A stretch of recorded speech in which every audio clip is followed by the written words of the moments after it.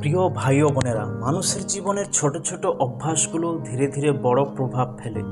কিছু অভ্যাস আমাদের সফলতার দিকে নিয়ে যায়, কিন্তু কিছু খারাপ অভ্যাস আমাদের আত্মাকে বন্দী করে ঈশ্বরের উপস্থিতি থেকে দূরে সরিয়ে দেয়।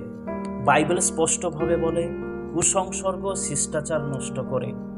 আজ আমরা খুঁজে দেখব ঈশ্বরের বাক্য অনুযায়ী কোন 5টি খারাপ অভ্যাস বিশ্বাসীদের জীবনকে ধ্বংস করে দিতে পারে এবং কিভাবে আমরা সেগুলো থেকে মুক্তি পেতে পারি। এই ভিডিওতে 5টি ভয়ানক, মারাত্মক, বিপজ্জনক খারাপ অভ্যাস নিয়ে আমি আপনাদের সাথে কথা বলবো। প্রথমটি হলো গসিপিং বা সমালোচনা। বাইবেল গসিপিং যেমন পরনিন্দা, পরচর্চা, গুজব সম্পর্কে খুব স্পষ্ট ও কড়া সতর্কবার্তা দিয়েছে। গসিপ আসলে মিথ্যা ছড়ানো বা অন্যের ব্যক্তিগত বিষয় নিয়ে অনর্থক আলোচনা করা, যা মানুষের সুনাম নষ্ট করে এবং সম্পর্ক ভেঙে দেয়। বাইবেল এটাকে পাপ হিসাবে গণ্য করে। গীতসংহিতা 1:1 বলে, ধন্য সেই ব্যক্তি যিনি দুষ্টদের মন্ত্রণায় চলে না, পাপীদের পথে দাঁড়ায় না, নিন্দুকদের সভায় বসে না। হিতোপদেশ 16:28 বলে, কুটিল ব্যক্তি বিবাদ খুলিয়া দেয়, পরিবাদক মিত্রভেদ জন্মায়। অর্থাৎ গুজব ঘনিষ্ঠ বন্ধুদের পৃথক করে, গসিপ বন্ধুত্ব নষ্ট করে, সমাজে বিভেদ নিয়ে আসে। গসিপ করা মানে ঈশ্বরকে অমান্য করার সমান।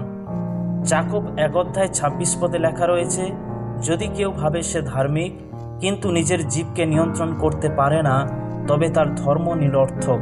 প্রথম তিমথিও 5:13 লেখা আছে, তারা বাড়ি বাড়ি ঘোরাঘুরি করে, অলস হয়। শুধু অলস নয়, পরনিন্দুক এবং অন্যের বিষয়ে অকারণে কথা বলে।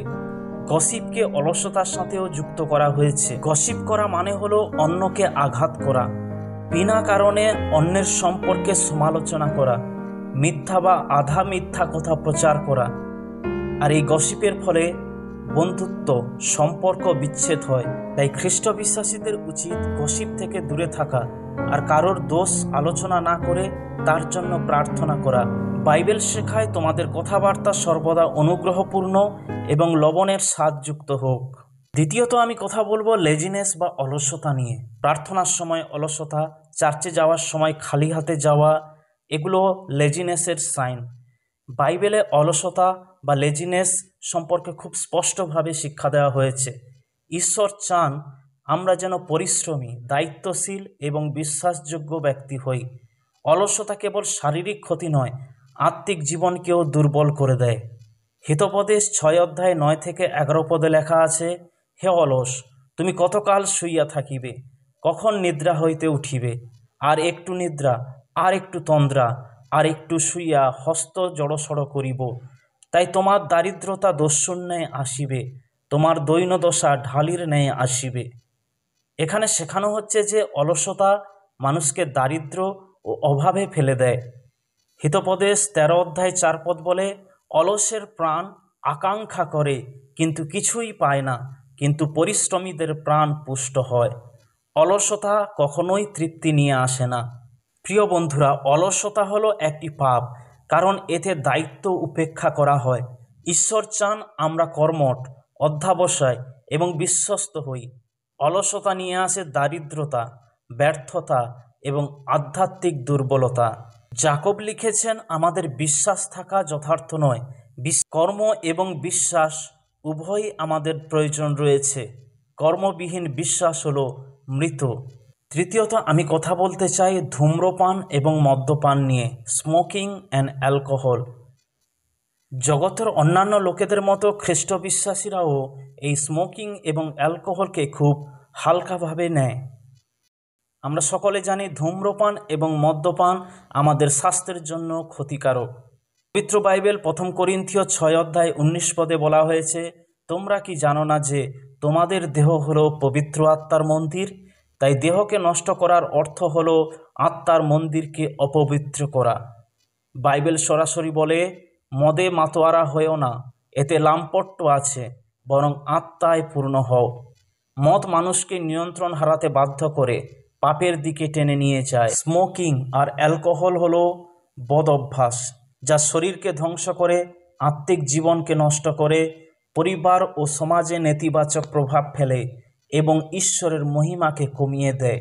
একজন বিশ্বাসীর জন্য স্মোকিং এবং অ্যালকোহল শুধু বদভ্যাস নয়, আত্মিক শৃঙ্খলার অভাবের চিহ্ন। ঈশ্বর আমাদের মুক্ত করেছেন যেন আমরা আসক্তির দাস না হই, বরং তার সন্তান হিসাবে স্বাধীনভাবে চলি। চতুর্থ খারাপ অভ্যাসটি হলো পর্নোগ্রাফি। প্রভু যিশু বলেছেন, যে কেহ কোনো স্ত্রীলোকের প্রতি কামভাবে দৃষ্টিপাত করে সে তখনই মনে মনে তাহার সহিত ব্যভিচার করে। তাই শুধু শারীরিক ব্যভিচার নয়, মনের ব্যভিচারও পাপ। পর্নোগ্রাফি আমাদের মন, চিন্তা, হৃদয়কে অপবিত্র করে, যা আমাদের আত্মিক জীবনকে শুকিয়ে দেয়। অনেকে দিন প্রতিদিন এই পর্নোগ্রাফিতে আসক্ত হয়ে পড়ছে। এই পর্নোগ্রাফির ফলে আত্মিকভাবে আমরা ক্ষতিগ্রস্ত হই।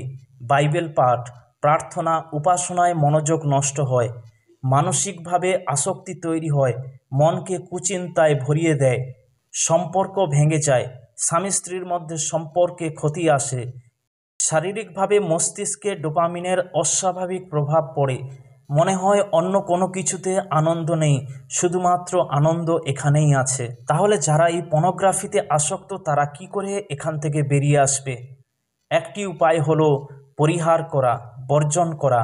সর্বপ্রথম জানতে হবে এটি পাপ, এটিকে ঈশ্বর ঘৃণা করেন। দ্বিতীয়ত আমাদের মনকে নতুন করতে হবে। তাই বাইবেল বলে, আর এই যুগের অনুরূপ হইও না, কিন্তু মনের নতুনীকরণ দ্বারা স্বরূপান্তরিত হও। তৃতীয়ত হলো আত্মসংযম বা সেলফ কন্ট্রোল। পবিত্র আত্মা আমাদের সংযমের শক্তি দেবেন। সেই সঙ্গে প্রিয় বন্ধু, আপনি যদি এটিতে আসক্ত তাহলে আপনি ঈশ্বরের কাছে আসুন, প্রার্থনা করুন, তিনি আপনাকে সাহায্য করবেন এটি থেকে মুক্তি পেতে। পঞ্চমত, সবশেষে আমি কথা বলবো অ্যাডাল্ট্রি বা ব্যভিচার নিয়ে। 10 আজ্ঞার ষষ্ঠ আজ্ঞা হলো তুমি ব্যভিচার করিও না। কিন্তু আজকের সমাজে এই পাপকে অনেকেই হালকা করে দেখে। ঈশ্বর ব্যভিচারকে ঘৃণা করেন। বিবাহের আগে সম্পর্ক কিংবা বিবাহের বাইরের সম্পর্ক ঈশ্বর ঘৃণিত। ব্যভিচারের অর্থ হলো নিজেকে অপবিত্র করা। তাই খ্রিস্ট বিশ্বাসীদের কখনো এই ব্যভিচারে লিপ্ত হওয়া উচিত নয়, কারণ আমরা যিশুর রক্তে ধোয়া পবিত্র মানুষ। রোমীয় 12 অধ্যায় 1 পদে বলা হয়েছে, তোমরা আপন আপন দেহকে জীবিত, পবিত্র, ঈশ্বরের প্রীতিজনক বলিরূপে উৎসর্গ করো। প্রিয় বন্ধুরা, ঈশ্বর আমাদেরকে পবিত্রতায় জীবনযাপন করার জন্য আহ্বান করেছেন। আর এগুলো হলো মানসিক অভিলাষা আর চক্ষুর অভিলাষা, যা আমাদের আত্মিক জীবনে বেড়ে ওঠার জন্য একটি বিরাট বাধা। তাই আপনি যদি এই 5টির মধ্যে কোনো একটিতে অভ্যস্ত, তাহলে আপনি বিশ্বাসের জীবনে পরিপূর্ণতায় হাঁটতে পারবেন না। বাইবেল বলে, যারা এগুলো করে তারা এখনও পাপের মধ্যে আছে। একজন পরচর্চাকারী, ব্যভিচারী কখনো স্বর্গরাজ্যে যেতে পারবে না। এগুলো হলো পুরাতন মানুষের স্বভাব। আপনি যদি একজন খ্রিস্ট বিশ্বাসী হন, তবে আপনাকে একটি সিদ্ধান্ত নিতে হবে, কারণ যে কেউ খ্রিস্টতে থাকে সে নতুন সৃষ্টি। তার পুরাতন মানসিক অভ্যাস আর তার জীবনকে রেগুলেট করে না, বরং সে পবিত্র আত্মায় পূর্ণ হয়। বাইবেল আমাদেরকে শিক্ষা দেয়, তোমরা পবিত্র আত্মার ফলে ফলবান হও। আর সেই ফলের মধ্যে একটি হলো ইন্দ্রিয় দমন বা সেলফ কন্ট্রোল। নিজের জীবনকে নিয়ন্ত্রণে নিয়ে আসতে শিখুন। নিজেকে আত্মিকভাবে অনুশাসনের মধ্যে নিয়ে আসুন। পবিত্র আত্মা আপনাকে একটি নতুন মানুষে রূপান্তরিত করবেন।